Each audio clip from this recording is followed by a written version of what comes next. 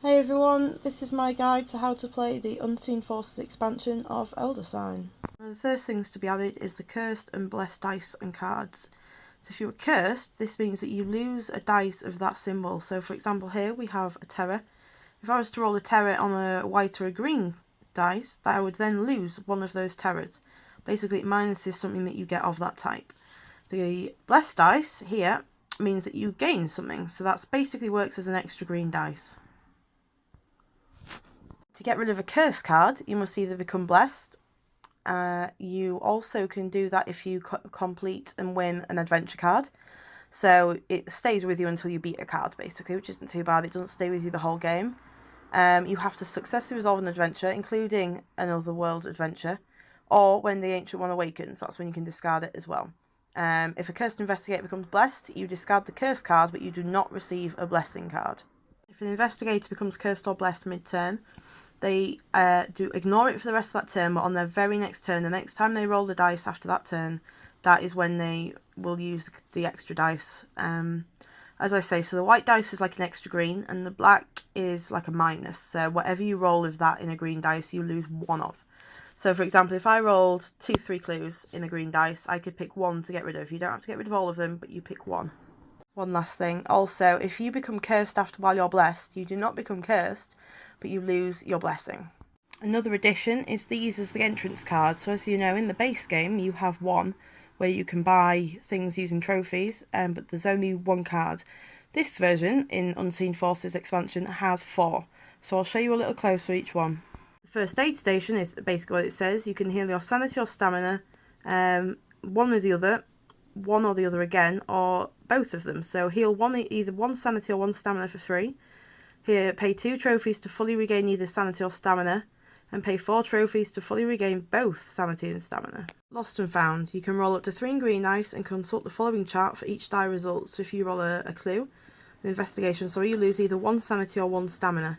If you roll a scroll, you gain 1 clue token. You roll a skull, you gain 1 common item, and you get a terror, you gain 1 spell. Souvenir shop. So again, this is where you buy items this time. 1 trophy is 1 clue token, 2 trophies is 1 common item, 3 trophies is 1 unique item, 4 trophies is 1 spell, and 5 trophies is 1 ally. Some of these are more useful than others. 1 trophy for a clue token is not bad, and especially if you have the character card that allows you to gain 1 extra clue token every time you gain one, that could be very good. The unique and common items, they're not bad. Spell, not bad, a little pricey, but it depends what you get for it. And the allies quite handy. I find the allies can be quite decent after the base game when you get a few more expansions in. And this is the chapel, the very last card. Spend 8 trophies to choose 1 investigator to become blessed. If that investigator is already blessed, he gains instead 1 choice of the following: 1 clue token, 1 unique item, 1 common item, or 1 spell. So really, this is worth spending your 8 to become blessed, as it gives you another dice. Not so much worth spending another 8 for 1 item, as we've seen in the last card. In the souvenir shop, you can gain items for a lot less than 8. Cards in this deck have what is called an entry requirement. This is something you must do before you face the challenges on that card. For the example on the left, up on the roof card, it says entry. If there is no monster on this adventure, place 1 monster on the monster task below. So whether there's a monster on there at first or not, you are going to face a monster. The entry card on the right, it says 2 monsters appear. You can't place a monster on that card as there's no white border. But you have to place those 2 monsters somewhere, whether under another card, like the bottom of the card, or on one of these little monster symbol places. So you may not be facing monsters straight away, but you are going to have to add 2 monsters. Another new addition is some extra hard Mythos cards. So they have the same back, but they have a slightly reddish kind of border. I'll show you a bit closer. Here we go. And these are just kind of extra hard ones that make the game a bit more challenging if you want. You don't have to add them into the Mythos deck, but if you want a bit more of a challenge, you are more than welcome to. I'll just read a couple to give you an example. So, War and Pestilence. Either 4 monsters appear, or you add 2 Doom tokens to the Doom track, so you pick one or the other. Hopeless or Doomed. Hopeless, close the first aid station entrance card for the rest of the game. Or Doomed, add 2 Doom tokens to the Doom track. Death, or taxes. 1 investigator of the player's choice is devoured for death, or taxes is each investigator discards all common items and unique items.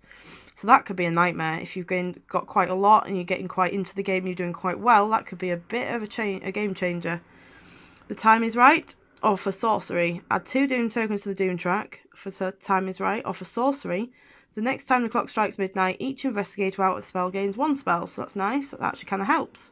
Not all of them are negative, but the large majority are, to be honest. And as I say, you don't have to put these in with your normal Mythos deck if you don't want to. It's just for kind of expert players or those that want a bit of a tougher game. I know me and my friend seems to win quite a lot at the moment, so we like adding these in just to try and make it harder for us. I'll show you this as well from the rulebook. New rewards and penalties. So these are the new symbols. The symbol at the top is a blessed icon, which means you become blessed, or if you had a curse, you lose the curse. The next one, the bottom one below that, is cursed. You become cursed. So that would give you the black dice and the card. If you were already blessed, you lose your blessing, but you do not become cursed. The one below that, reprieve, remove one doom token from the Ancient One's doom track. So let's just remove one. And the clock symbol here means that you advance the clock once. So if you had 3 of those symbols, you would advance the clock 3 times. If you only had 1, you would only advance it once.